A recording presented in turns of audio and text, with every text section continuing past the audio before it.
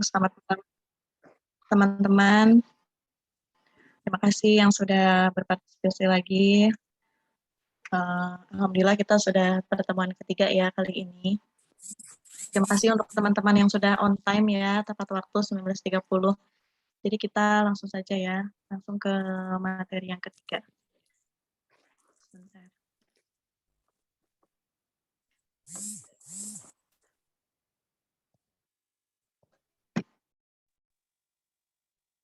Teman-teman boleh buka modul antar probabilitas atau lihat materi di sini juga boleh. Nah, di sini kita materi 3 melanjutkan dari modul 2 kemarin ya, tentang sekarang materi 3 modul 3 tentang peluang atau probabilitas. Jadi ini masih nyambung dari modul 1 tentang himpunan, kemudian modul 2 tentang kombinatorik. Sekarang lebih luas lagi ke peluang. Jadi nanti himpunan sama kombinatorik akan berfungsi atau berpengaruh di peluang di sini. Oke, yang pertama, di sini kita membahas tentang aksioma probabilitas atau peluang dan sifat dasar-dasarnya. Di sini probabilitas merupakan pembelajaran atau pelajaran tentang eksperimen random atau eksperimen non-deterministik. Sejarahnya probabilitas atau peluang ini berasal dari permainan untung-untungan seperti roulette atau kartu. Jadi teman-teman di sini boleh menyebutkan peluang atau boleh menyebutkan probabilitas, itu sama aja. Nah, kemudian di sini untuk probabilitas di sini ada yang dinamakan ruang sampel dan kejadian. Di sini merupakan suatu eksperimen di mana hasil yang akan terjadi tidak diketahui sebelum eksperimen dilakukan. Tetapi himpunan dari semua hasil yang mungkin terjadi itu diketahui. Nah, di sini himpunannya ini disebut dengan ruang sampel, diberi notasinya S. Untuk setiap anggota atau elemen dari S-nya itu disebut titik sampel atau outcome. Kemudian contohnya di sini, misalkan yang pertama, bila eksperimen adalah melemparkan sebuah mata uang, maka ruang sampelnya di sini adalah MB. Nah, di sini yang di dalam kurung kurawal ini merupakan anggotanya atau elemennya. Dengan M berarti hasil pelemparan muka dan B berarti hasil pelemparan belakang. Kemudian contoh yang kedua, bila eksperimen melemparkan sebuah dadu, maka ruang sampelnya adalah, nah di sini ruang sampelnya 1, 2, 3, 4, 5, 6, di mana hasil I terjadi bila mata I nampak pada dadu I, di mana I-nya itu sama dengan 1, 2, 3, 4, 5, 6, karena mata dadu di sini kan ada 6 kan. Nah kemudian contoh yang ketiga, bila eksperimen melemparkan 2 mata uang, maka ruang sampelnya terdiri dari 4 titik, yaitu sampelnya di sini, karena di sini 2 mata uangnya, tadi kan kalau mata uangnya 1, hanya mempunyai dua ruang sampel, yaitu muka dan belakang. Sedangkan kalau 2, berarti ruang sampelnya ada 4, yaitu di sini muka-muka, muka belakang MB, BM belakang muka, dan BB belakang-belakang. Nah, di sini hasil berupa MM bila kedua mata uangnya itu menghasilkan muka. Jadi mata uang pertama dan mata uang kedua itu menghasilkan muka. Nah, untuk hasil berupa MB berarti mata uang pertama menghasilkan muka dan mata uang kedua menghasilkan belakang. Kemudian untuk BM di sini berarti mata uang pertama menghasilkan belakang dan mata uang kedua menghasilkan muka. Nah, begitupun untuk BB. Nah, berarti BB di sini kedua mata uang dari mata uang pertama maupun kedua menghasilkan belakang. Kemudian contoh yang keempat. Nah, di sini kita masih membahas ruang sampel ya. Bila eksperimen melemparkan 2 dadu, maka ruang sampelnya terdiri dari 36 titik. Nah, di sini ruang sampelnya. 1 sampai ke 66. Di sini ada 36 anggota atau 36 elemen atau titik. Nah, di sini di mana hasil IJ dikatakan terjadi bila I tampak pada dadu pertama dan J tampak pada dadu kedua.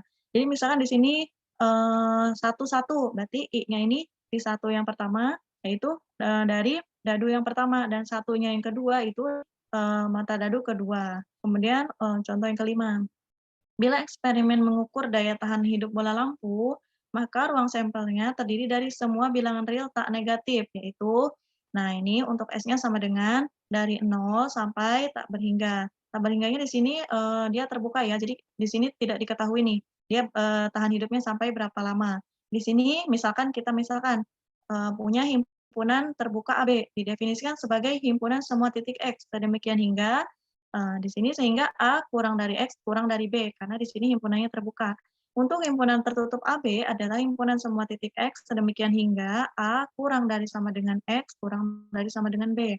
Nah, kalau himpunannya tertutup berarti di sininya kurang dari sama dengan. Nah, untuk himpunan terbuka A, tertutup B, dan tertutup A, terbuka B, masing-masing didefinisikan sebagai himpunan titik-titik X sedemikian hingga A kurang dari X kurang dari sama dengan B, dan A kurang dari sama dengan X kurang dari B.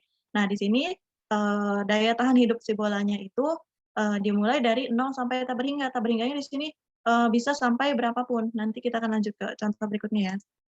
Nah, kemudian untuk nomor 6, untuk bepergian ke kantor, seorang pegawai harus melewati 3 perempatan dengan lampu pengatur lalu lintas. Pada setiap perempatan ia harus berhenti atau B atau terus atau T.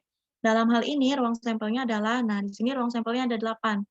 TTT terus terus terus, TTB, TBB, TBT, BBB, BBT, BTT, BTB. Jadi ruang sampelnya ada 8. Atau kalau bingung, di sini kan kita pakai apa namanya, yang rumus yang di himpunan yang pertama, apa namanya, 2 pangkat S, 2 pangkat N. Nah, di sini kan, apa namanya, dia melewati 3 perempatan. Nah, berarti di sini N-nya sama dengan 3. Nah, sedangkan di sini ruang sampelnya itu berhenti dan terus. Nah, berarti kan 2 pangkat 3 sama dengan 8, jadi ruang sampelnya ada 8. Kemudian contoh nomor 7, pada antrian percetakan naskah dari suatu komputer, caca naskah yang akan dicetak dapat dimodelkan sebagai acak. Dalam hal ini, sampelnya 0, 1, 2, 3, 4, 5, sampai seterusnya.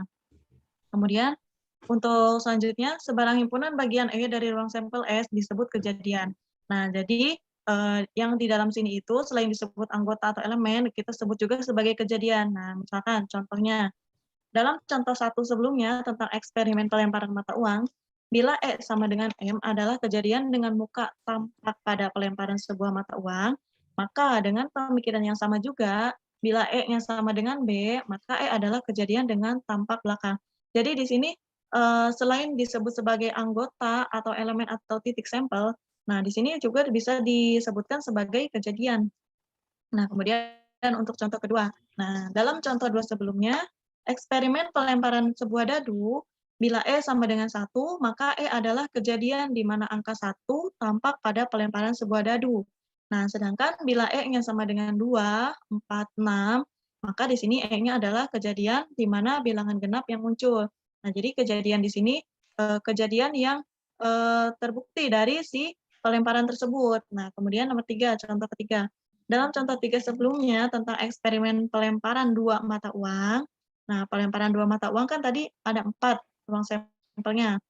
Nah di sini misalkan E-nya sama dengan MM, MB, maka E adalah kejadian di mana muka muncul pada mata uang pertama. Di sini kan berarti, MM di sini berarti M-nya di mata uang pertama, M kedua di mata uang kedua. Nah ini M-nya yang pertama, di sini berarti yang muncul di mata uang pertama. Jadi di sini disimpulkan kejadiannya adalah di mana muka muncul pada mata uang pertama. Sedangkan untuk mata uang keduanya yaitu muka dan belakang. Nah, kemudian untuk contoh 4.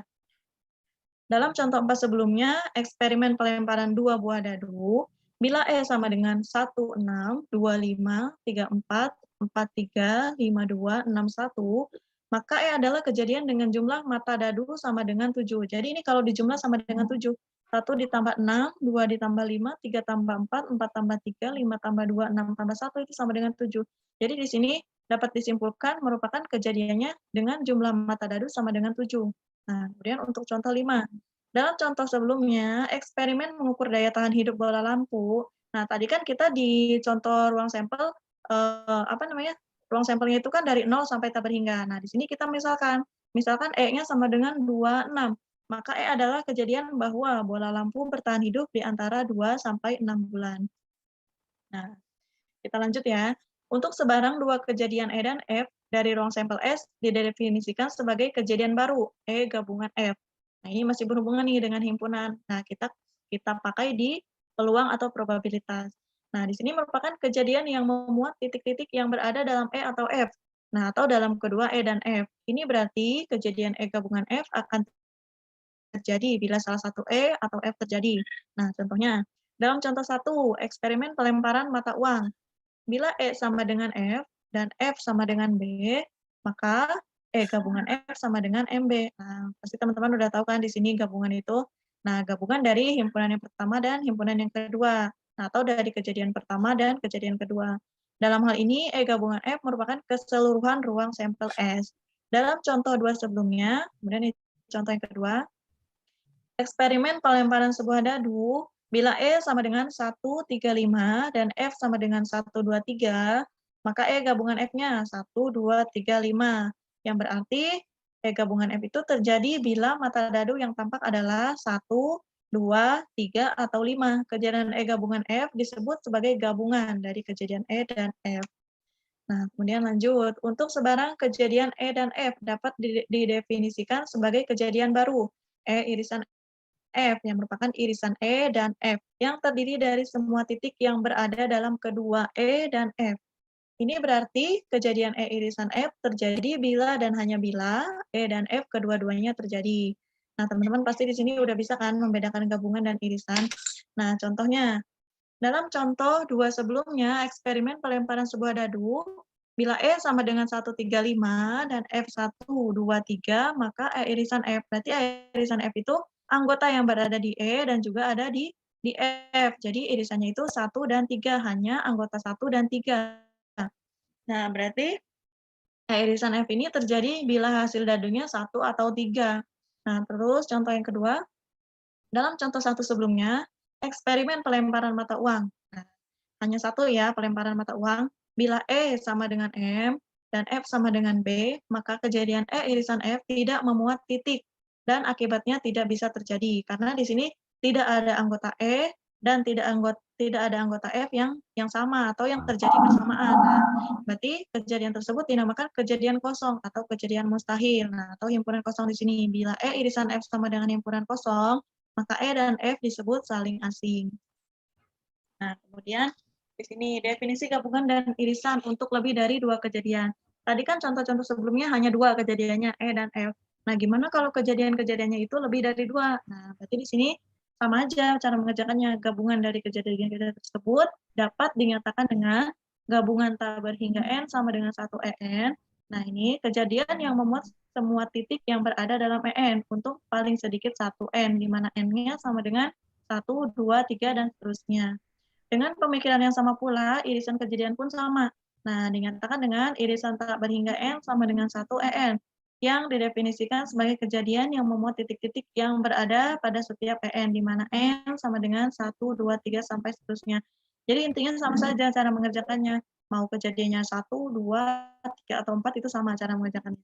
Kemudian, untuk setiap kejadian E didefinisikan kejadian baru E komplement atau komplement E sebagai himpunan titik-titik dalam S yang tidak berada dalam E. Ini berarti E komplement terjadi bila dan hanya bila E tidak terjadi. Gampang kan kalau untuk bedain himpunan E dan himpunan E komplement. Makanya dari awal kita belajar himpunan dulu supaya nanti pas kita masuk ke peluang di sini udah bisa bedain mana gabungan, irisan, komplement, himpunan saling asing, dan sebagainya. Nah, kita masuk ke contoh. Dalam contoh 4, nah ini teman-teman bisa lihat contoh-contoh yang dari awal ya. Eksperimen pelemparan dua buah dadu, berarti eksperimen pelemparan dua buah dadu ini tadi mempunyai ruang sampel dengan titik sampelnya sama dengan 36. Nah, di sini bila E, di sini menyatakan kejadian. Kejadian E-nya di sini kita punya 16, 25, 35, 43, 52, 61 yang tadi dengan jumlah madu sama dengan 7. Maka di sini E komplementnya terjadi bila jumlah yang tampak tidak sama dengan 7. Ini berarti S komplementnya sama dengan himpunan kosong. Karena di sini tidak ada yang terjadi di E komplementnya di sini. Nah, kemudian kita lanjut ke definisi probabilitas atau cara menyatakan probabilitas di sini gimana sih cara menyatakan peluang. Nah, bila suatu eksperimen dapat menghasilkan N hasil dengan berkemungkinan sama, dan jika kejadian A dapat terjadi dalam S cara dari N hasil tersebut, maka probabilitas dari kejadian A adalah PA sama dengan NA dibagi NS atau NA per NS. Nah, di sini A-nya saya misalkan hanya sebagai kejadian ya, mau kejadiannya E dan F itu sama nanti di sininya. Rumusnya sama dengan NA per NS atau NE per NS atau NF per NS, tergantung kejadian yang ditanyakan atau kejadian yang disimbolkannya apa. Nah, kemudian Untuk aksiomanya atau syarat peluangnya, di sini pandang suatu eksperimen dengan ruang sampel S. Untuk setiap kejadian E dari ruang sampel S diandaikan PE. Berarti di sini misalkan peluang dari E-nya terdefinisikan dan memenuhi 3 syarat. Yang pertama, yaitu 0 kurang dari sama dengan PE kurang dari sama dengan 1. Nah, terus yang kedua, PS sama dengan 1. PS ini dari peluang untuk ruang sampelnya sama dengan 1. Kemudian yang ketiga, PE1 gabungan E2 sama dengan PE1 ditambah 2 jika E1 irisan E2 sama dengan himpunan kosong. Untuk sebarang barisan kejadian E1, E2 sampai seterusnya yang saling asing, yaitu kejadian EN irisan EM sama dengan himpunan kosong untuk N tidak sama dengan M, maka P gabungan T hingga N sama dengan 1 EN sama dengan jumlah atau sigma T hingga N sama dengan 1 PEN. Nah, di sini PE di sini dinyatakan sebagai peluang atau probabilitas dari kejadian E. Nah, kita langsung ke contoh ya. Ini contohnya. Dalam contoh pelemparan mata uang, bila diandaikan muka mempunyai kemungkinan yang sama dengan belakang untuk muncul. Nah, di sini berarti kan tadi ruang sampelnya kita punya 2 ya, muka dan belakang. S-nya sama dengan MB. Berarti ruang sampelnya jumlah S-nya atau NS-nya itu sama dengan 2. Nah, maka probabilitas PM sama dengan PB. Nah, di sini kan PM sama dengan 1 per NA. NA-nya itu 1, NS-nya itu sama dengan 2, karena di sini ruang sampelnya ada 2. Jadi, probabilitas atau peluangnya dari PM sama dengan PB itu sama dengan 1/2. Nah, di pihak, bila mata uang tidak seimbang dan merasa bahwa muka 2 kali kemungkinannya untuk muncul dibandingkan belakang, maka peluang dari muka ini sama dengan 2/3. Kenapa 2/3? Karena di sini ada, pernyataan di mana mukanya itu 2 kali kemungkinannya untuk muncul. Jadi mukanya di sini 2 kali lebih besar kemungkinannya. Jadi, peluang mukanya, sama dengan 2/3. Nah, ini kalau kita masukkan ke syarat yang kedua di sini, PS sama dengan 1. Nah, setiap ini PM ditambah PB ini harus menghasilkan 1. Ini kan 2/3 tambah 1/3 kan sama dengan 1. Nah, ini sesuai dengan syarat, berarti ini, merupakan peluang atau probabilitas. Nah, kemudian contoh yang kedua, dalam pelemparan sebuah dadu, bila diandaikan keenam sisi mempunyai kemungkinan yang sama untuk muncul, maka bentar.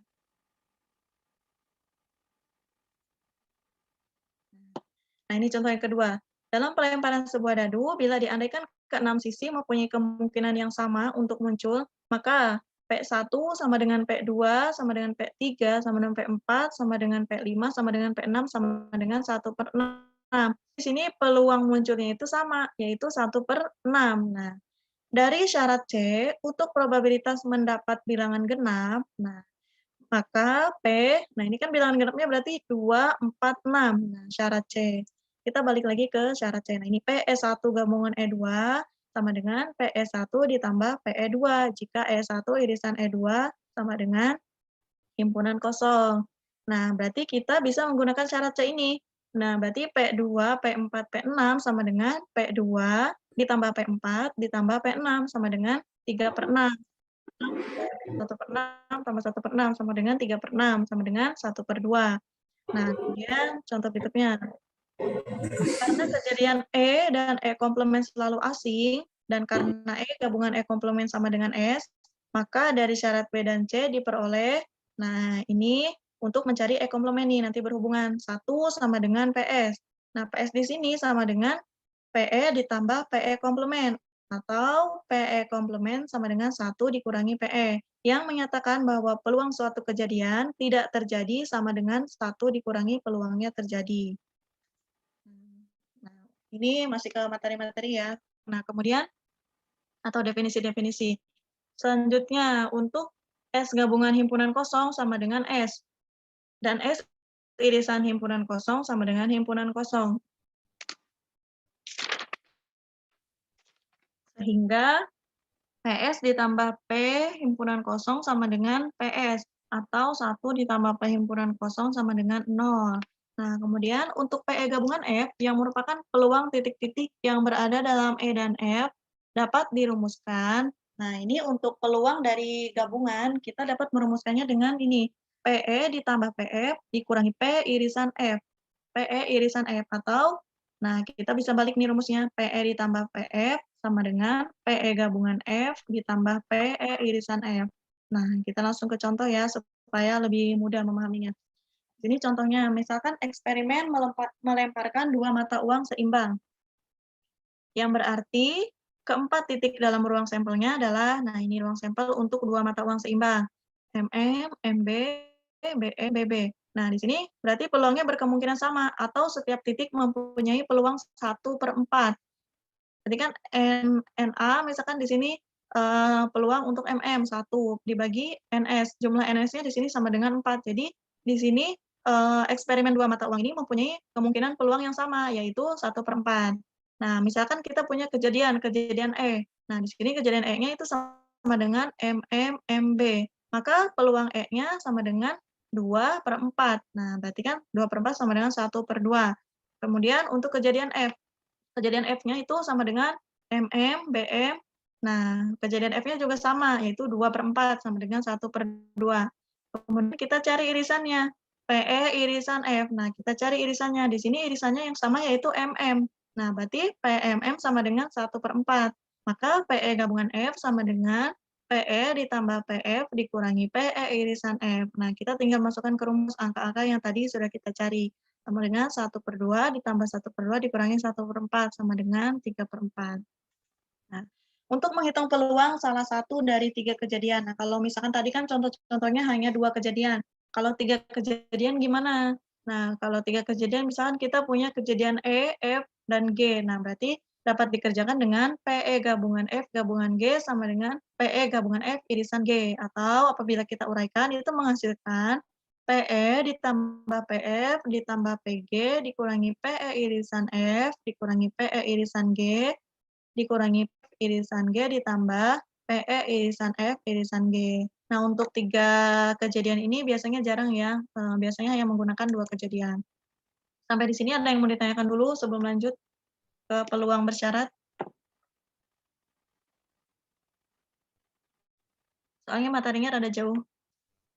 Apa mau lanjut? Saya mau tanya dulu Kak sebentar, maaf. Ya, boleh. Berarti itu rumus yang 3.1.3 itu berarti yang paling terakhir, bagian yang paling terakhir ya? Aksioma ya? Ya, yang barusan banget dijelasin. Bentar. Nah, ini yang Oh, yang barusan ini? Kak. Berarti inti rumusnya berarti yang bagian paling terakhir sendiri. Jadi nanti masukin rumusnya yang ini aja, nggak usah dari Oh, awal. Ini kan hanya penguraian. Jadi ya. nanti teman-teman masukinnya yang bawah ini. Oh, iya. Nah, yang ini PE ditambah PF tambah PG sampai sini. Oke, makasih Kak. Kalau dari atas pusing. Iya. Ada lagi? Kalau peluang mungkin masih gampang ya. Udah pernah belajar juga kan waktu SMA peluang-peluang. Mau lanjut ke peluang bersyarat? Lanjut aja kali ya, nggak ada yang mau nanya. Nah, oke, kita lanjut ya ke peluang bersyarat. Nah, di sini peluang bersyarat biasanya dua kejadian ya. Nah, di sini definisinya dua kejadian E dan F dikatakan kejadian bersyarat atau kejadian yang saling bergantung apabila terjadinya atau tidak terjadinya kejadian E akan mempengaruhi terjadi atau tidak terjadinya kejadian F. Jadi intinya dua kejadian ini saling bergantung atau dua kejadian ini berpengaruh apa tidak gitu. Nah, untuk apa namanya rumusnya di sini peluang terjadinya kejadian E dengan syarat kejadian F terjadi lebih dulu.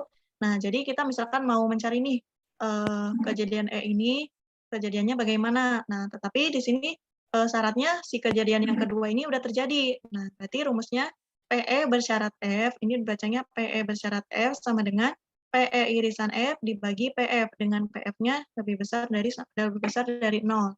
Nah, kemudian kalau kita mencari peluang terjadinya kejadian F. Nah, berarti di sini syarat kejadian E-nya harus terjadi lebih dulu. Nah, berarti ditulis PF bersyarat E sama dengan PF irisan E dibagi PE, di mana PE lebih besar dari 0. Dengan PE irisan F adalah peluang irisan E dan F. Nah, karena tadi sebelumnya kita udah belajar kan tentang peluang irisan. kita lanjut ke peluang bersyarat. Nah, ini misalkan kita punya contoh. Misalkan kartu-kartu diberi nomor 1 sampai 10, ditempatkan pada sebuah topi, dikocok, dan kemudian diambil satu kartu.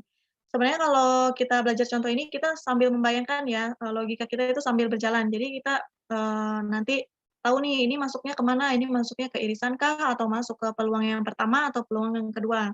Jadi teman-teman di sini sambil berimajinasi ya. Nah, bila diberitahu bahwa nomor kartu yang diambil paling sedikit 5, tentukan peluang bersyaratnya kartu yang terambil bernomor 10. Nah, berarti di sini diketahui, ruang sampelnya jumlahnya ada 10 ya. Nah, di sini kemudian kita misalkan itu kejadian nomor kartu yang terambil 10. Berarti peluang E-nya sama dengan 1/10. Nah, kemudian yang kedua, kejadian yang kedua kita misalkan F, kejadian dengan nomor yang terambil paling sedikit 5. Nah, karena paling sedikit 5, berarti di sini peluang F-nya sama dengan 6/10. Nah, kemudian irisan F-nya sama dengan 1/10. Kenapa 1/10? Nah, di sini karena nomor kartu yang mempunyai sifat bernomor 10 paling sedikit 5, bila dan hanya bila nomor itu 10. Jadi irisan F-nya ini kita sama dengan E di sini. Nah, berarti sama dengan E, berarti peluangnya juga sama, 1/10. Maka PE bersyarat F sama dengan PE irisan F dibagi PF. Nah, ini tinggal masukkan aja nilainya. Sama dengan 1/10 dibagi 6/10 sama dengan 1/6. Kemudian, contoh kedua. Suatu keluarga mempunyai 2 anak. Tentukan peluang bersyaratnya bahwa keduanya laki-laki, bila diketahui salah satunya laki-laki. Bila L menyatakan laki-laki dan W menyatakan wanita, maka ruang sampelnya di sini ada 4 ya. LL, laki-laki laki-laki, laki-laki wanita, wanita laki-laki, wanita wanita. Nah, kemudian diandaikan pula masing-masing dari hasil yang mungkin tersebut mempunyai kemungkinan atau peluang yang sama. Berarti kan di sini jumlah ruang sampelnya NS-nya sama dengan 4. Nah, kemudian misalkan pula kita misalkan ya kejadian yaitu kejadian kedua anak laki-laki. Karena di sini yang ditanyakan itu peluang bersyaratnya bahwa keduanya laki-laki. Jadi kejadian pertama kita misalkan keduanya laki-laki. Berarti dari ruang sampel ini kita mempunyai anggota atau titik sampelnya itu PE-nya sama dengan LL atau laki karena keduanya laki-laki sama dengan 1/4. Kemudian kejadian F. Kejadian F ini paling sedikit satu dari mereka laki-laki. Nah, ini teman-teman bayangkan dua kejadiannya ini, keduanya laki-laki bila diketahui salah satunya laki-laki. Nah, berarti kita punya dua kejadian E dan F. Nah, untuk F-nya ini kejadian paling sedikit satu dari mereka laki-laki. Maka peluang F-nya ini anggotanya yaitu laki-laki, laki-laki wanita, wanita laki-laki. Berarti yang 3 ini ya, paling sedikit satu laki-laki. Berarti kan peluang F-nya itu 3/4. Nah, kemudian untuk irisan F-nya. Irisan F-nya itu kita berarti punya LL ya ini, PE-nya LL, PF-nya juga ada anggota LL. Berarti irisan F-nya itu PE irisan F-nya sama dengan 1/4. Nah, kemudian kita cari peluang bersyaratnya. Peluang bersyaratnya itu PE F sama dengan PE irisan F dibagi PF. Tinggal masukin nilainya 1/4 dibagi 3/4 sama dengan 1/3. Kemudian contoh yang ketiga. Nah, di sini kita ini ya bolak-balik rumus ya, otak-atik rumus. Amir dapat mengambil mata kuliah komputer atau kimia. Bila Amir mengambil mata kuliah komputer, maka ia akan mendapat nilai A dengan peluang 1/2. Nah, sedangkan bila Amir mengambil mata kuliah kimia, ia akan mendapat nilai A dengan peluang 1/3. Amir mendasarkan keputusannya pada pelemparan mata uang seimbang. Berapa peluang Amir mendapat nilai A pada mata kuliah kimia? Nah, di sini penyelesaiannya. Kita misalkan nih, kejadian pertama, yaitu kejadian F. Kejadian Amir mengambil mata kuliah kimia. Nah, di sini kan ada 2 nih mata kuliahnya, yaitu kimia sama komputer. Berarti peluang sampelnya ada 2. Berarti peluang F-nya sama dengan 1/2. Nah, atau di sini kita bisa mengacu pada ini, pernyataannya si Amir, yaitu pada keputusannya pada pelemparan mata uang seimbang. Nah, mata uang seimbang kan di sini berarti kan ruang sampelnya ada 2, jadi kejadian PF-nya itu sama dengan 1/2. Nah, di sini saya tuliskan, perhatikan Amir mendasarkan keputusan pada pelemparan mata uang seimbang. Nah, maka ruang sampelnya sama dengan 2. Nah, kemudian kejadian E. Kejadian E sama dengan kejadian Amir mendapat nilai A. apapun mata kuliah yang diambil. Nah, berarti kan di sini yang diketahui peluang bersyaratnya ya. Jadi peluang bersyarat E, PE bersyarat F. Jadi si Amir ini mendapat nilai A apapun mata kuliah yang diambil. Nah, berarti perhatikan peluang Amir mendapat nilai A pada mata kuliah kimia. Nah, di sini kan diketahui nih dari soal. Nah, sedangkan bila Amir mengambil mata kuliah kimia A, ia akan mendapat nilai A dengan peluang 1/3. Maka ini kita andaikan sebagai PE bersyarat F sama dengan 1/3. Maka peluang yang ditanyakan, ini bukan dinyatakan ya, tapi ditanyakan. Ini kan berapa peluang Amir nilai A pada mata kuliah kimia, berarti PE irisan F. Nah, ini tinggal kita kalikan sama dengan PF, PF-nya tadi 1/2 dikali PE bersyarat F sama dengan 1/3. 1/2 kali 1/3 sama dengan 1/6. Nah, kemudian untuk contoh keempat, sebuah kotak memuat 7 bola hitam dan 5 bola putih. Akan diambil 2 bola dari kotak tanpa pengembalian. Andaikan setiap bola dalam kotak mempunyai kemungkinan yang sama untuk terambil, tentukan peluang bahwa kedua bola yang terambil berwarna hitam. Nah, seperti untuk penyelesaian ini kita pokoknya cari dulu jumlah ruang sampelnya. Jumlah ruang sampelnya berarti kan ada 7 bola hitam dan 5 bola putih, berarti ada 12. Nah, misalkan F dan E masing-masing menyatakan kejadian bola pertama dan kedua yang terambil hitam. Nah, ini kan karena yang ditanyakan itu peluang kedua bola yang terambil berwarna hitam. Jadi kita mengambil 2 bola ya. Kemudian misalkan bola pertama yang terambil hitam, maka ada 6 bola hitam dan 5 bola putih yang tertinggal. Karena kan yang pertama bola hitam itu ada 7, karena sudah terambil bola pertamanya warna hitam, maka bola hitamnya jadi berkurang, jadi tinggal 6. Nah, untuk bola putihnya tetap ya, jadi tinggal 5. Sehingga PE bersyarat F-nya ini berarti sama dengan 6/11. Jadi terambilnya bola hitam, nah berarti kan ruang sampelnya juga berkurang. Yang tadinya 12 jadi 11. Nah, kemudian untuk F-nya, F-nya sama dengan 7/12, yaitu kejadian bola pertama yang terambil berwarna hitam. Maka peluang yang dicari adalah PE irisan F, yaitu PF dikali PE bersyarat F. Ini tinggal dikalikan sama dengan 7/22. Nah, kemudian contoh yang kelima.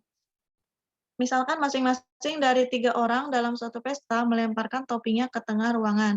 Topi-topi tersebut dicampur dan kemudian setiap orang mengambil topi secara acak. Tentukan peluangnya bahwa ketiga orang tersebut tidak ada yang mendapatkan topinya sendiri. Nah, sini kita punya penyelesaiannya. Misalkan EI, di mana I-nya 1, 2, 3. Menyatakan kejadian orang ke I mendapatkan topinya sendiri. Maka PEI sama dengan 1/3. Karena di sini ruang sampelnya 3 ya, ada 3 orang.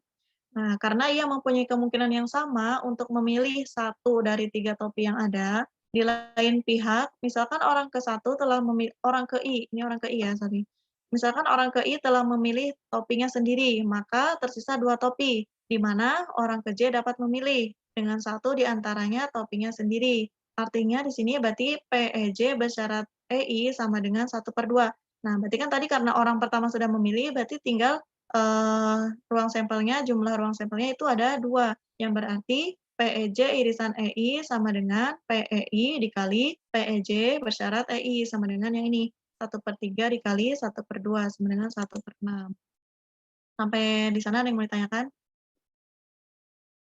Sebelum kita lanjut ke yang kejadiannya ada lebih dari 2. Sudah jelas mungkin ya, sudah pada belajar tentang peluang? Kemudian, nah kita ini belum selesai ya contohnya, sorry. Nah, kemudian untuk menghitung PE1 irisan E2 irisan E3. Nah, ini berarti kita tinggal mengalikan PE1 irisan E2 dikali PE3 bersyarat E1 irisan E2 sama dengan 1/6 dikali PE3 bersyarat E1 irisan E2. Di mana PE3 bersyarat E1 irisan E2-nya yaitu 2 orang telah mendapatkan topinya sendiri-sendiri, maka tersisa orang ketiga atau orang terakhir yang juga harus mendapatkan topinya sendiri, atau tidak ada topi yang tertinggal. Maka PE3 bersyarat E1 irisan E2 sama dengan 1, karena tinggal 1 nih. Nah, berarti kan 1/1 sama dengan 1, karena 2 orang tadi sudah mengambil topiknya. Jadi PE1 irisan E2 irisan E3 sama dengan 1/6. Nah, kemudian untuk peluang tak seorang pun mendapatkan topinya sendiri. Nah, dari angka-angka tadi kita masukkan ke rumus, yaitu PE1 gabungan E2 gabungan E3. Nah, berarti sama dengan, ini rumus yang terakhir yang tadi ya, PE1 ditambah PE2 ditambah PE3. Nah, ini tinggal masuk-masukkan nih angka-angkanya. Dikurangi PE1 irisan E2, dikurangi PE1 irisan E3, dikurangi PE1 irisan E2, dikurangi PE2 irisan E3, ditambah PE1 irisan E2 irisan E3. Nah, kita tinggal masukin angkanya sama dengan 2/3. Ini ada kok contohnya di modul yang halaman 3.17. Ada yang mau ditanyakan sampai sini? Sebelum ke kejadian bebas atau independen?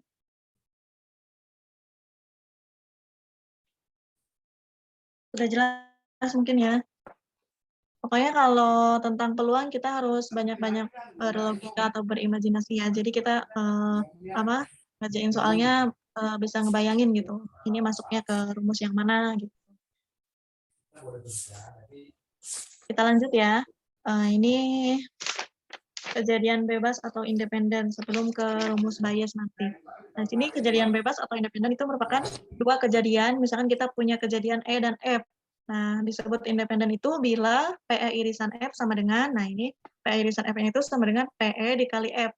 Jadi irisannya ini, peluang irisannya bisa kita kalikan. Nah, berarti ini hasilnya harus sama. Jadi PE irisan F itu harus sama dengan PE dikali PF. Nah, ini berarti disebutnya independen atau bebas.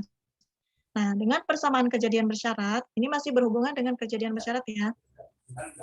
Berarti E dan F independen bila PE bersyarat F sama dengan PE, yang juga berakibat PF bersyarat E sama dengan PF. Artinya, E dan F independen bila informasi F yang telah terjadi tidak mempengaruhi peluang E terjadi. Nah, atau di sini bisa kita katakan terjadinya E bebas atau independen dengan E terjadi atau tidak. Dua kejadian E dan F yang tidak independen atau kebalikannya kita sebut dependen. Intinya, kejadian independen merupakan dua kejadian bila kejadian E tidak mempengaruhi probabilitas kejadian F. Nah, sini kita punya contoh. Misalkan eksperimen melemparkan dua buah dadu, berarti kita punya ruang sampelnya dengan anggota titik sampelnya itu 36. Misalkan E1 menyatakan kejadian jumlah mata dadu yang tampak 6. Nah, berarti yang jumlah mata dadu tampak 6, berarti di sini kita punya anggotanya itu 15, 24, 33, 42, 51. Atau peluangnya berarti di sini sama dengan 5/36. Kemudian kejadian F. Kejadian F menyatakan kejadian dadu pertama menghasilkan mata 4. Berarti yang menghasilkan mata 4, nah yang dadu pertama ya, berarti di titik sampel yang pertama 41, 42, 43, 44, 45, 46. Berarti di sini jumlah titik sampel dari F-nya itu 6, berarti peluangnya 6/36 sama dengan 1/6. Maka PE1 irisan F sama dengan, kita cari irisannya yang anggota yang sama, E1 dengan F, yaitu 4A. Nah, jadi PE1 irisan F sama dengan P42, sama dengan 1/6, 1/36 peluangnya. Sedangkan PE1 dikali PF, nah ini kan PE1-nya 5/36, dikali PF-nya 1/6, sama dengan 5/216. Karena PE1 irisan F, nah ini PE1 irisan F-nya kan 1/36. Sedangkan PE1 dikali PF-nya 5/216. Berarti ini tidak sama. Nah, berarti kejadian ini kejadiannya yang tidak independen. Karena PE1 irisan F-nya tidak sama dengan PE1 dikali PF. Kalau hasilnya sama, berarti dia baru independen. Nah, sekarang kita misalkan lagi. Kita punya kejadian E2. Nah, kejadian E2 itu yang menyatakan jumlah mata dadu 7. Jumlah mata dadu 7 itu peluangnya ada 6/36 atau 1/6. Nah, ini kita masih berhubungan dengan F-nya ya. PF-nya di sini kita masih berhubungan dengan PE2. Kita punya PF 1/6. Soal yang tadi yang di atas PE1. Maka PE2 irisan F, E2 irisan F sama dengan P43. Nah, ini kan 43. Di sini ada 43 juga. Berarti PE2 irisan F-nya sama dengan 1/36. Sedangkan PE2 dikali PF. Nah, kita kalikan nih, 1/6 dikali 1/6 sama dengan 1/36. Kita buktikan lagi. Dari PE2 irisan F sama atau tidak dengan PE2 dikali PF. Nah, ternyata di sini sama. Irisan dengan perkaliannya sama. Berarti kejadian E2 dan kejadian F itu independen. Nah, ini gampang ya untuk membuktikannya. Kita cari dulu irisannya, kemudian kita cari juga perkaliannya sama atau tidak. Kalau sama berarti independen, kalau tidak sama dengan berarti tidak independen. Nah, di sini bagaimana kalau kejadiannya itu ada 3? Nah, definisi independen dapat diperluas untuk lebih dari 2 kejadian. Kejadian-kejadian E1, E2, sampai En disebut independen bila untuk setiap himpunan bagian E1, E2, sampai Er, itu R-nya kurang dari sama dengan N. Dan kejadian-kejadian tersebut berlaku PE1 irisan E2, irisan sampai irisan R ini sama aja dikalikan, PE1 dikali PE2 sampai, dikalikan PER. Nah, di sini harus sama juga, nilai irisan sama dengan nilai perkaliannya itu harus sama, berarti itu disebut independen. Jadi mau kejadiannya berapapun, nah itu harus sama dengan dulu, baru dikatakan independen. Nah, secara intuitif, kejadian-kejadian E1, E2, sampai En disebut independen bila pengetahuan terjadinya salah satu kejadian tersebut tidak mempunyai pengaruh pada peluang terjadinya kejadian lainnya. Misalkan kita punya contoh di sini, kejadian-kejadian independen pasangan yang tidak independen. Misalkan kita punya ruang sampel 1, 2, 3, 4. Nah, dan P1 di sini peluang 1 sama dengan peluang 2 sama dengan peluang 3 sama dengan peluang 4 sama dengan 1/4. Nah, kemudian kita punya kejadian E. E-nya sama dengan 1, 2, berarti PE-nya 1/2. F-nya 1, 3, berarti PF-nya 1/2 juga. Dan G sama dengan 1/4, berarti di sini peluang G-nya sama dengan 1/2. Maka E irisan F sama dengan E irisan G, sama dengan F irisan G sama dengan 1. Kita lihat di sini anggota-anggota dari kejadiannya. Kejadian E, kejadian F, dan kejadian G. Nah, di sini kan yang beririsan itu hanya 1 ya, hanya anggota 1 atau, elemen 1, berarti irisannya itu sama dengan 1. Nah, kemudian E irisan F irisan G juga sama dengan 1.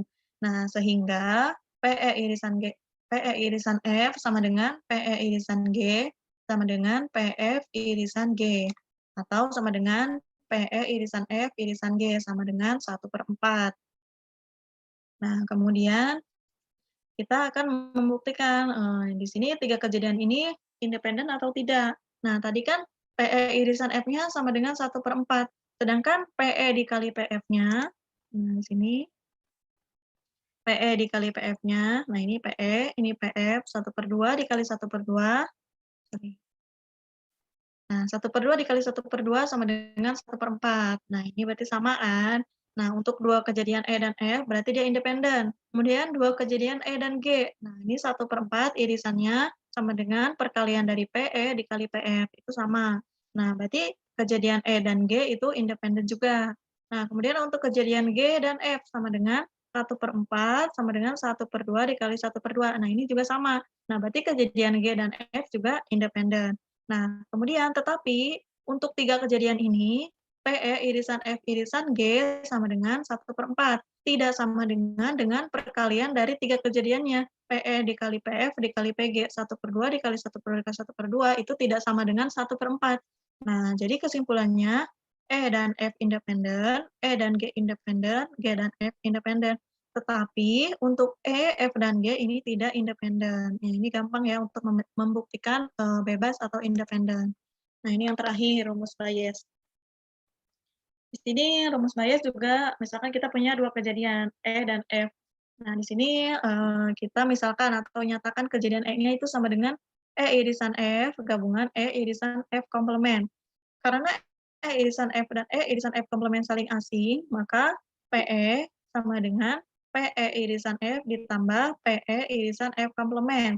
Nah, sama dengan PE bersyarat F dikali PF ditambah PE bersyarat F komplement dikali PF komplement.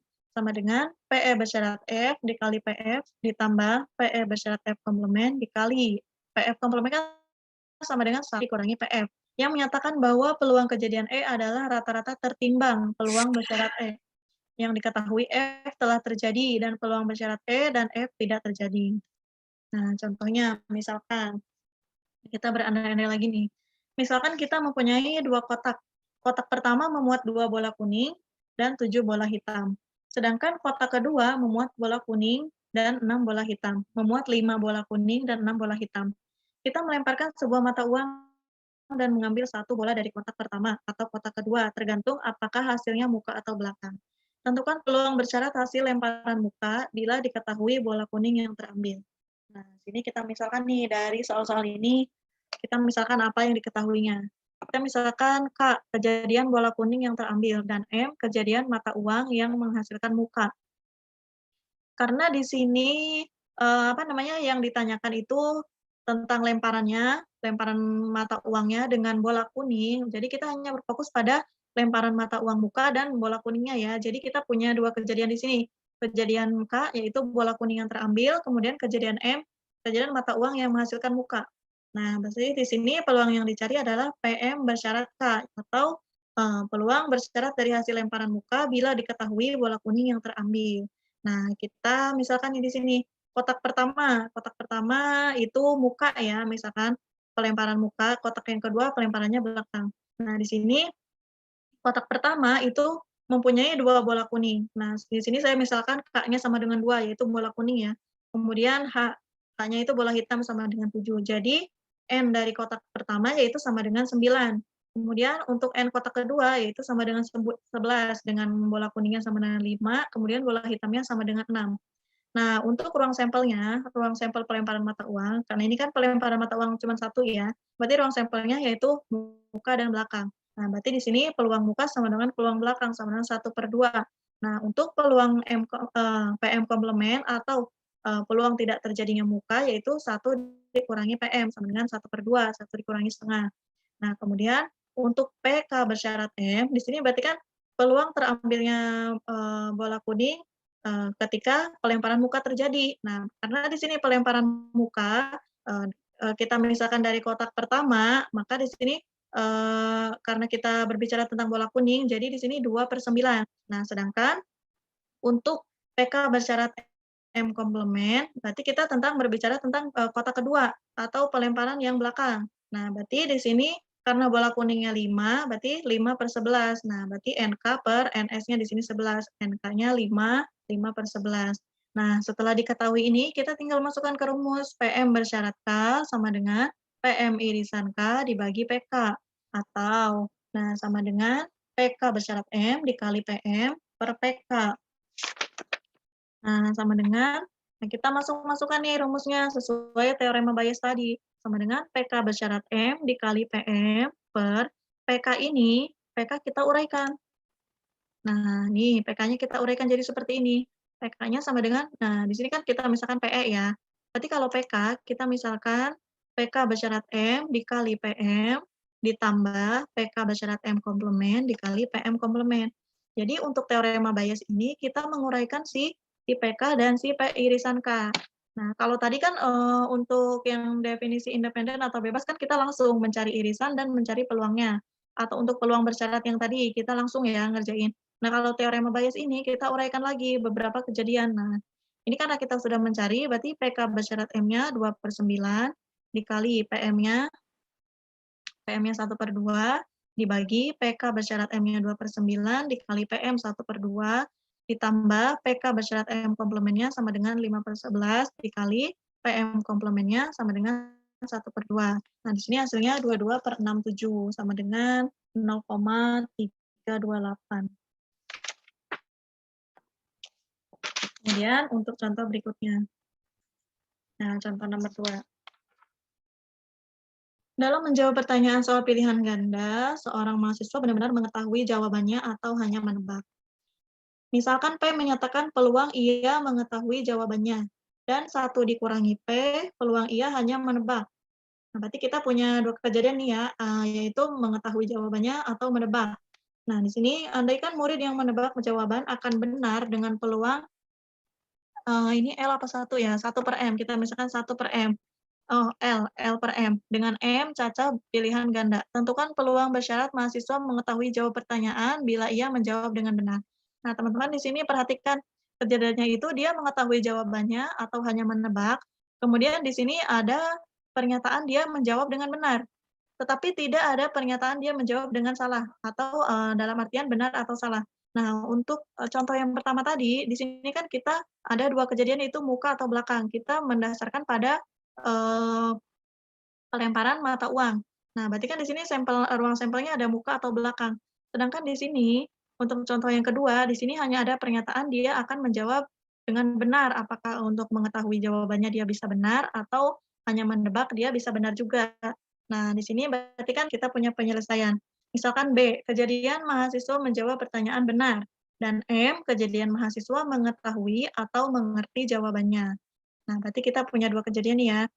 Jadi mahasiswanya itu menjawabnya dengan benar atau, di sini tanpa tanpa, peduli dia mengetahui atau menebak, tapi di sini B-nya itu dia kejadiannya menjawabnya dengan benar. Nah, untuk M-nya kejadian mahasiswa mengetahui atau mengerti jawabannya. Nah, di sini berarti PM, peluang dia mengetahui jawabannya. Di sini kan sudah jelas P menyatakan peluang ia mengetahui jawabannya, berarti PM-nya sama dengan P, yaitu peluang mengetahui jawaban. Nah, untuk PM komplemennya di sini berarti 1 dikurangi P. Nah, ini kan diketahui 1 dikurangi P ia, hanya menebak. Nah, kemudian, di sini PB bersyarat M komplement atau dia, menjawab benar, peluang bersyarat jawaban dia akan benar dengan menebak. Nah, di sini kan M komplementnya itu menebak ya. Nah, berarti dia menjawab dengan benar, nah tetapi dia hanya menebak. Nah, berarti di sini, peluangnya L/M atau di sini 1/M, ini saya nulisnya 1/M. Kemudian, cari lagi PB bersyarat M, yaitu peluang bersyarat jawaban akan benar dengan mengetahui atau mengerti. Nah, di sini 1 kenapa 1? Karena di sini kita hanya berbicara tentang benar, tidak, ruang sampelnya cuma 1, yaitu benar. Kalau tadi kan pelemparan muka ada 2 ruang sampelnya, yaitu muka dan belakang. Berarti peluangnya itu 1/2, kalau ini cuma 1, kita hanya berbicara benar. Nah, kemudian kita tinggal masukkan ke rumusnya seperti tadi, PM irisan B per PB sama dengan PB bersyarat M dikali PM per PB. Nah, kita uraikan lagi rumusnya sama dengan PB bersyarat M dikali PM dibagi PB bersyarat M dikali PM ditambah PB bersyarat M komplement dikali PM komplement. Sama dengan P per P plus 1 per M dikali 1 dikurangi P. Sama dengan MP per MP plus 1 dikurangi P. Nah, misalkan di sini diberikan ilustrasi. Misalkan diketahui M-nya sama dengan 5 dan P-nya sama dengan 1/2.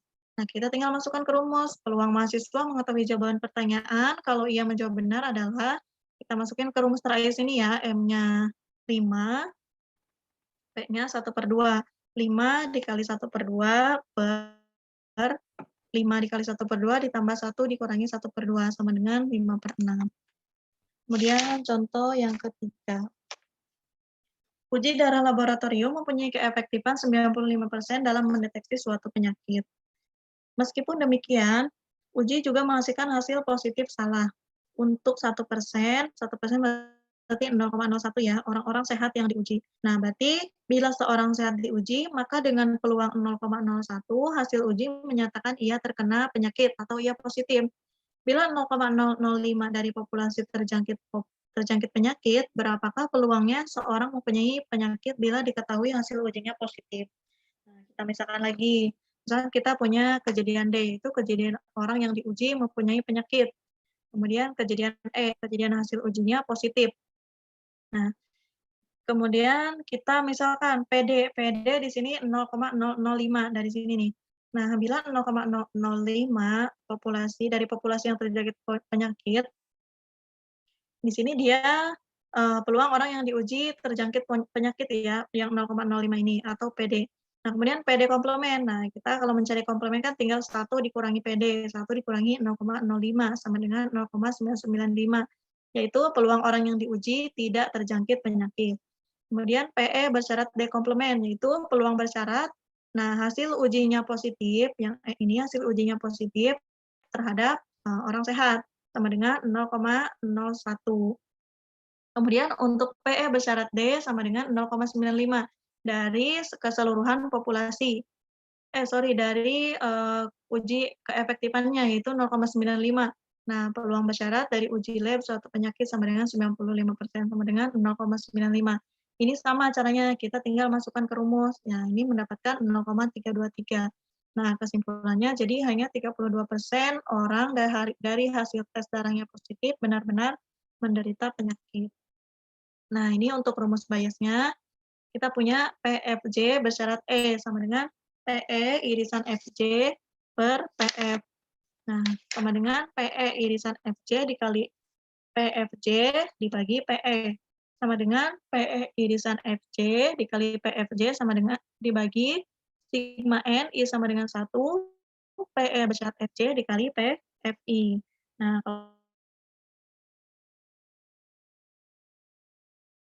kalau bingung kita langsung saja ini kasih biner elementer terdiri dari transmitter yang menggunakan satu dari dua kemungkinan simbol, yaitu 1 atau 0, melalui suatu saluran pada suatu penerima. Saluran kadang-kadang menyebabkan kesalahan sedemikian hingga 1 diterima sebagai 0 dan sebaliknya. Ruang sampel terdiri dari S, yaitu 0, 1. Nah, misalkan BI, I sama dengan 1, 2, masing-masing menyatakan kejadian simbol melalui saluran 1 dan simbol melalui saluran 0. Selanjutnya, kita definisikan A1 sebagai kejadian simbol sudah melalui saluran 1, sedangkan A2 sebagai kejadian simbol sudah melalui saluran 0. Andaikan peluang simbol 1 dan 0 dipilih untuk dikirim adalah PB1 sama dengan 0,6 dan PB2 sama dengan 0,4. Nah, kemudian, dalam hal ini peluang bersyaratnya menggambarkan efek saluran dalam melewatkan simbol. Peluang penerimaan bila saluran 1 yang digunakan diandaikan PA1 bersyarat B1 sama dengan 0,9 dan PA2 bersyarat B1 sama dengan 0,1. Bila saluran 0 yang digunakan diandaikan PA1 bersyarat B2 sama dengan 0,1 dan PA2 bersyarat B2 sama dengan 0,9. Sebenarnya kalau di sini sudah diketahui tentang bersyaratnya apa, peluangnya apa, ini lebih gampang ya kita mencarinya. Jadi kita nggak usah, pakai logika nih, ini masuknya kemana. Nah, ini di sini kan sudah diketahui. Nah, kita hitung dulu nih, PA1 sama PA2-nya. PA1 sama dengan PA1 bersyarat P1 dikali PB1, ditambah PA1 bersyarat B2 dikali PB2. Nah, ini kita tinggal masukkan angkanya. Kemudian PA2-nya. PA2-nya sama, berarti di sini yang berawalnya PA2. PA2 bersyarat P1 dikali PB1 ditambah PA2 bersyarat P2 dikali PB2. Nah, kita tinggal hitung. Kemudian kita cari peluang bersyaratnya. Peluang bersyarat dari PB1 bersyarat A1. Nah, berarti sama dengan PA1 bersyarat P1 dikali PB1 per PA1. Nah, karena PA1 ini tadi sudah diketahui sama dengan 0,58. Nah, di sini kita cari semua, PB1 bersyarat A1, PB1 bersyarat A2, P2 bersyarat A1, PB2 bersyarat A2 ya ini seharusnya. Yang terakhir ini PB2 bersyarat A2. Nah, sesudah ketemu ini, nah berarti udah selesai nih. Ini hanya yang ditanyakan yaitu peluang untuk setiap salurannya. Nah, berarti yang terakhir PB2 bersyarat A2. Nah, sampai di sini sudah selesai. Tapi yang pertama kita mencari dulu nilai PA1 sama PA2-nya untuk menghitung si nilai bersyaratnya. Nah, kemudian contoh yang kedua. Untuk memproduksi suatu jenis bola lampu, suatu pabrik menggunakan 3 mesin, M1, M2, dan M3. Misalkan mesin M1 memproduksi 20% bola lampu, M2 memproduksi 30% bola lampu, dan M3 memproduksi 50% bola lampu. Selanjutnya, misalkan 1% produksi M1 cacat, 2% produksi M2 cacat, dan 3% produksi M3 cacat. Sebuah bola lampu diambil secara random dari seluruh produksi dan didapat cacat. Tentukan peluangnya bola lampu tersebut berasal dari bola M2. Nah, misalkan PA2 menyatakan bola lampu berasal dari mesin I, di mana I-nya sama dengan 1, 2, 3. Dan D menyatakan bola lampu yang cacat. Nah, berarti yang akan ditentukan yaitu PA2 bersyarat D. Nah, di sini kita tentukan dulu nih A1. A1 misalkan dari bola lampu yang diproduksi dari mesin 1, yaitu 20%, sama dengan 0,2.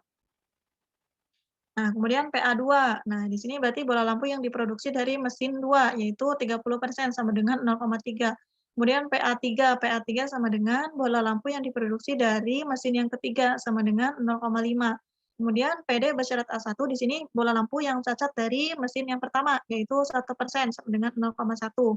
Nah, di sini PD bersyarat A2, bola lampu yang cacat dari mesin yang kedua, 0,02 atau 2%. Kemudian PD bersyarat A3 juga sama, bola lampu yang cacat dari mesin ketiga, yaitu 3% atau 0,03. Nah, di sini berarti dengan menggunakan rumus Bayes, cari PA2 bersyarat D sama dengan PA2, karena di sini kita sedang membicarakan PA2 atau dari bola lampu yang berasal dari mesin kedua, berarti kita menggunakan, PA2 ya, PA2 dikali PD bersyarat A2. Nah, PA2-nya kan udah diketahui 0,3 dikali peluang bola yang cacat dari mesin 2, PD bersyarat A2 yaitu 0,02 dibagi sigma N, N-nya di sini kan ada 3 lampu ya, lampu 1, mesin 1, mesin 2, mesin 3. Nah, di sini PA1 dikali PD bersyarat A1. Nah, atau ini PAI dikali PD bersyarat AI. Nah, AI-nya tadi kan ada 3, A1, A2, A3. Ini seharusnya I ya. Nah, berarti kan 0,2 dikali 0,01. Jadi PA1 dikali PD bersyarat A1 ditambah PA2 dikali PD bersyarat A2 ditambah PA3 dikali PD bersyarat A3 sama dengan 0,261. Sampai sana yang mau ditanyakan sebelum lanjut ke latihan?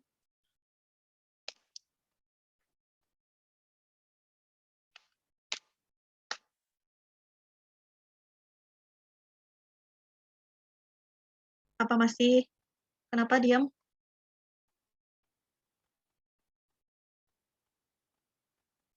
Mencoba mencerna. Pokoknya sering-sering latihan. Ini yang nanti saya share ya ininya PowerPoint-nya, soalnya di modul rada kurang dijabarkan kan tentang latihan-latihannya, tentang contoh-contohnya. Makanya saya sedikit jabarkan ini.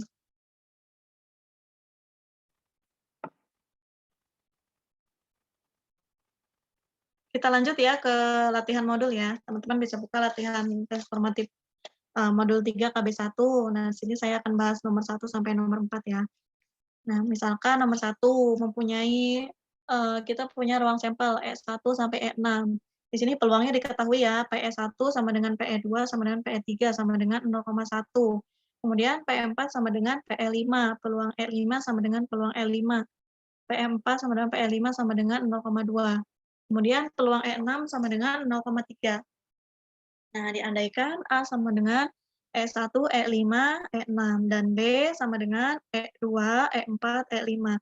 Maka peluang dari A, nah ini kan PA-nya sama dengan A-nya E1, E5, E6. Berarti kita tinggal masukin aja angkanya. Nah, berarti PA sama dengan PE1 ditambah PE5 ditambah PE6 sama dengan 0,1 tambah 0,2 tambah 0,3 sama dengan 0,6. Nah, kemudian nomor 2, PB berdasarkan soal 1. Nah, kita cari lagi nih B-nya.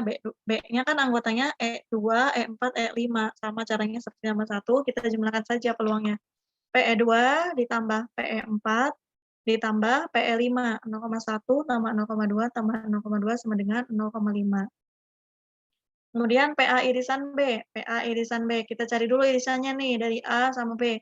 Berarti kan anggota dari A sama anggota dari B yaitu 5. Berarti PE5 sama dengan 0,2. Nah, di sini PE5 sama dengan P4, berarti nilainya 0,2. Kemudian nomor 4, misalkan S sama dengan A1, A2, A3. Bila PA2 sama dengan 1/8 dan PA3 sama dengan 1/3, maka PA1 adalah, nah berarti kita carinya, nah di sini kan diketahui PA2 sama dengan 1/8, PA3 sama dengan 1/3. Untuk mencari PA1 berarti kita tinggal kurangi aja, ini sama saja dengan kita cari komplement ya. 1, kan jumlah peluang itu sama dengan 1, PS sama dengan 1, berarti kan untuk mencari PA1-nya ini 1 dikurangi PA2 ditambah PA3. 1 dikurangi 1/8 ditambah 1/3 sama dengan 13/24. Kemudian, nah ini untuk tes formatif modul 3 KB2 nomor 1 sampai 4. Nah, ini nomor 1 ya. Sebuah kotak berisi 5 bola hitam, 3 bola merah, dan 2 bola putih. 4 bola diambil tanpa pengembalian. Misalkan A1 menyatakan kejadian bola pertama hitam, A2 kejadian bola kedua merah, A3 kejadian bola ketiga putih, dan A4 bola keempat hitam. Maka PA2 bersyarat A1 adalah, nah kita kalau mengerjakan ini kita uraikan dulu nih. Kita punya kotak isinya 5 bola hitam, 3 bola merah, dan 2 bola putih. Nah, jumlahnya dari dalam kotak ini jumlah bolanya ada 10. Nah, kemudian di sini ada pernyataan diambil tanpa pengembalian.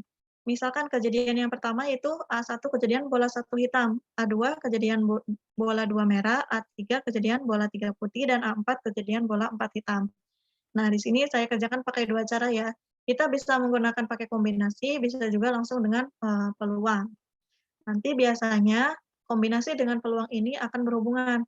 Biasanya soal-soal, diskusi nanti atau soal-soal tugas atau ujian nanti, nah soal yang pertama itu biasanya berhubungan dengan kombinasi dan peluang. Jadi teman-teman harus sering banyak berlatih di kombinasi dan peluang ya. Nah, di sini misalkan kejadian A1. A1 kan kejadiannya bola 1 hitam. Nah, bola hitam itu kan jumlahnya ada 5. Nah, berarti kan kombinasi dari, terambilnya bola hitam, dari keseluruhan bola. Nah, bola hitamnya kan 5, jumlah bolanya itu 10. Kemudian kejadian A2. Karena di sini ada pernyataan diambil tanpa pengembalian, maka bolanya berkurang jumlahnya. Dari tadinya 10 jadi 9. Berarti dari kejadian A2 ini jumlah total bolanya jadi tinggal 9. Nah, kejadian kedua yaitu kejadian bola 2 merah. Nah, di sini kan yang diambil, dari bola merah. Bola merah kan jumlahnya ada 3, berarti kombinasi 3 ke 9. Kemudian kejadian A3, yaitu bola putih. Bola putih kan jumlahnya 2. Nah, berarti karena tadi sudah diambil sama bola merah, berarti si jumlah bolanya berkurang jadi 1. Nah, berkurang 1 jadi 8. 9 kurangi 1, 8. Jadi makin ke sini kejadiannya, sampai kejadian berapapun akan berkurang. Karena di sini bolanya diambil tanpa pengembalian. Nah, kemudian kejadian A4, yaitu kejadian terambil bola hitam. Nah, tadi kan bola hitam sudah diambil nih, 5 dari yang kejadian A1. Dari yang tadinya 5, berarti tersisa 4. Jadi, kejadian A4 itu jumlah bolanya ada 7, dengan jumlah bola hitamnya ada 4. Nah, kemudian yang ditanyakan P A1. Nah, ini kita tinggal bagi aja, kombinasi dari 9 dan 3 dibagi kombinasi dari 10 dan 5, hasilnya 3/9. Nah, kemudian untuk cara yang kedua, nah ini kan diketahui PA1-nya berarti kan 5/10, PA2-nya 3/9, kemudian PA3-nya 2/8, PA4-nya 4/7. Ini caranya sama, kita, ambil bolanya sesuai dengan kejadian tanpa dikembalikan, kemudian jumlahnya kita kurangin satu-satu. Nah ini, nah berarti yang dicari yaitu PA2 bersyarat A1 sama. Nah ini dari halaman 3.15 contoh 4, PE irisan F sama dengan PF dikali PE bersyarat F. Nah kemudian kita cari PA2 irisan A1 sama dengan PA1 dikali PA2. Nah ini, tentang independen tadi ya, sama dengan 5/, berarti PA2 bersyarat A1 sama dengan PA2 irisan A1 dibagi PA1 sama dengan 5/10 dikali 3/9 dibagi 5/10 sama dengan 3/9. Jadi hasilnya sama, cara 1 atau cara 2. Teman-teman boleh pakai yang mana aja ya. Kemudian nomor 2, pandang kembali soal nomor 1 di atas. Nah, di sini yang ditanyakan PA3 bersyarat A1 irisan A2. Nah, PA3-nya tadi berapa? PA3-nya itu 2/8. Nah, kalau irisan ini kan tadi kita bisa kalikan langsung ya. Nah, berarti kita tinggal kalikan langsung nggak apa-apa, 2/8 dikali A1-nya 5/10 dikali A2-nya 3/9 dibagi PA1 irisan A2. Nah, ini sebenarnya tinggal kali-kalikan saja ya kalau untuk, irisan ini sama dengan 2/8. Yang nomor 3 juga sama, PA4 bersyarat A1 irisan A2 irisan A3. PA4-nya tadi 4/7 dikali ini dulu yang dikerjakan, dikali 5/10 dikali 3/9 dikali 2/8 dibagi PA1 irisan A2 irisan A3. Nah, tinggal masukkan angka-angkanya dari yang tadi sama dengan 4/7. Kemudian nomor 4, PA1 irisan A2 irisan A3 irisan A4. Nah, kalau ini kan tidak bersyarat. Nah, ini kalau ini langsung, nggak dibagi lagi, langsung aja kalikan nilainya, sama dengan 1/42. Nah, kemudian udah selesai. Ada yang mau tanyakan?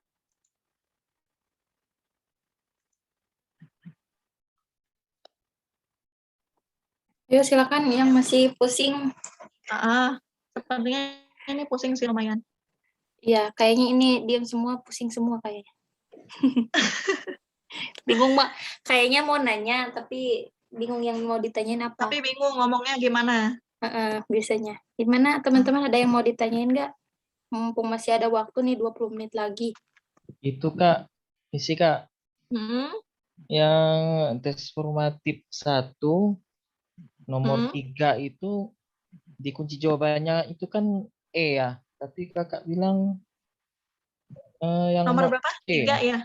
nomor 3. Dikunci jawabannya Kalau E. 0,2 ya? Apa dikunci jawabannya itu E harusnya. kunci jawaban. Oke. Saya kalau ngerjain nggak pernah ngeliat kunci jawaban. Jadi nggak pernah ngecek itu kunci jawabannya benar apa enggak. Nomor Oh, gitu. 3 tes formatif 1, nomor 3 jawabannya E. Nomor 3 kan ya? Udah pas itu itu Kak, benar. Udah benar kan ya? Sebenarnya dia yang C juga 0,2 sih. Oh, Jadi iya, bisa C, iya. bisa E. Nggak lihat saya. Sorry. Mm-mm. Itu lagi, Kak. Nomor 9 dan 10. 9, 10. Coba dulu kerjain sendiri ya. Nanti kita bahas di grup ya. Saya sih udah kerjain, cuman kayaknya jawabannya itu kebalik. Kayaknya. Menurut saya sih. Nggak usah terpaku sama kunci jawaban. Kalau emang udah sesuai ya udah 9, 10.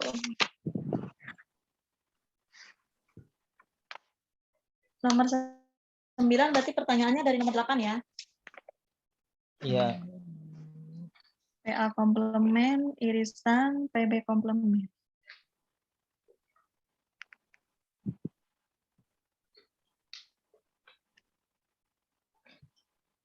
Nomor 9 jawabannya 1/4. Nomor 9. Tinggal himpunan S-nya kan 1.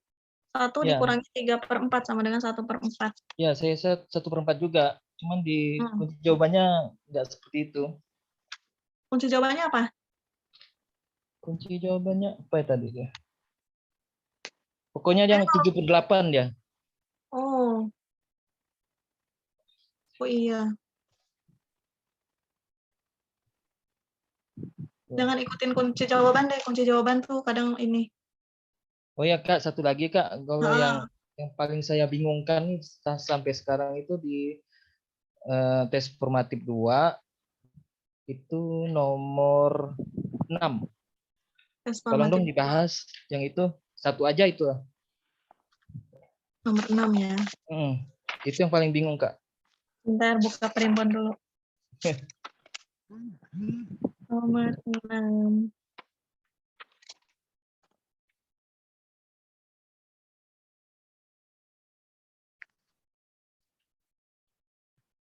Nomor 6 misalkan. Ini pertanyaannya dari nomor 5 ya. Soalnya ya. Soal dari nomor 5. Teman-teman yang lain ada yang udah ngerjain? Belum dikerjain sama sekali? Maaf Kak, bukan nomor 6, nomor 7, nomor 7. Nomor 7. Nomor 7.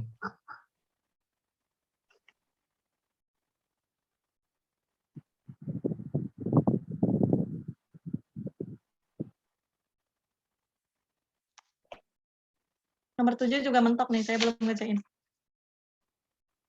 Yang lain ada yang udah ngerjain belum?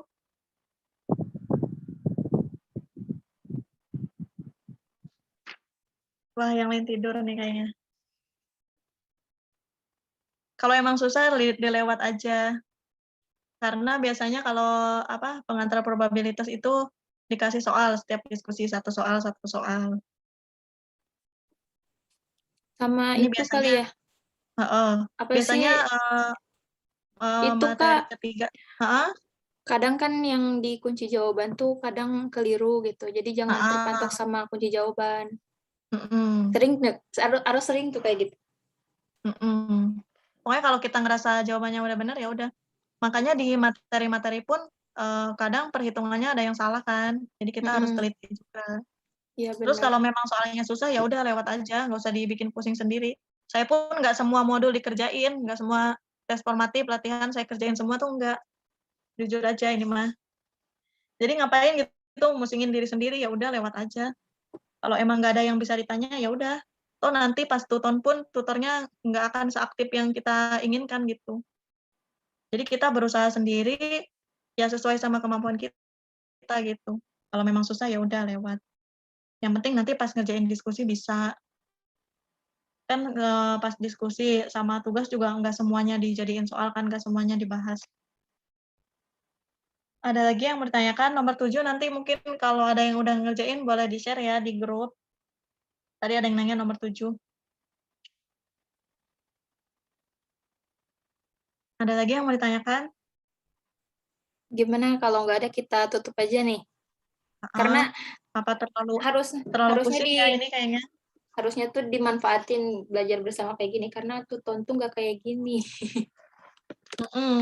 Kalau tuton tuh kadang si tutornya itu kadang cuma seminggu sekali ngecek udah. Iya. Kadang hanya cuma ngasih nilai, ngasih feedback pun kadang enggak. Kita nanya juga kan jarang dijawab ya. Makanya itu ngasih feedback aja jarang. Ini pengalaman saya waktu ngambil pengantar probabilitas ini tutornya benar-benar no feedback sama sekali, cuma ngasih Nilai doang. soal diskusi dinilai udah, meskipun kita nanya ini salahnya di mana, nggak pernah dijawab. Alhamdulillah tapi lulus pengantar probabilitas. Makanya kita sebisa mungkin berusaha sendiri, berjuang sendiri. Kalau susah ya udah lewat, lanjut ke materi yang kita bisa. Nanti kan pas ujian juga enggak semua dari modul 1 sampai modul 9 diambil soal kan, cuma 3 sampai 4 soal. Jadi kita nggak usah bingung, nggak usah ngebebanin diri sendiri, harus bisa semua, harus ngerti semua satu modul. Ada lagi yang bertanyakan?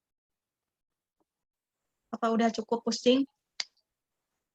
Kalau udah nggak ada, ditutup aja, Kak. Ya boleh, ya udah ya. Nanti kalau ada yang mau ditanyakan di grup boleh, atau mau sharing. Tadi ada yang nanya nomor 7. Boleh tuh di-sharing jawabannya. Terima kasih ya teman-teman yang sudah ikut di pertemuan 3 kali ini. Semoga pertemuan berikutnya kita bisa bertemu lagi. Mohon maaf kalau ada kesalahan, saya tutup. Assalamualaikum warahmatullahi wabarakatuh.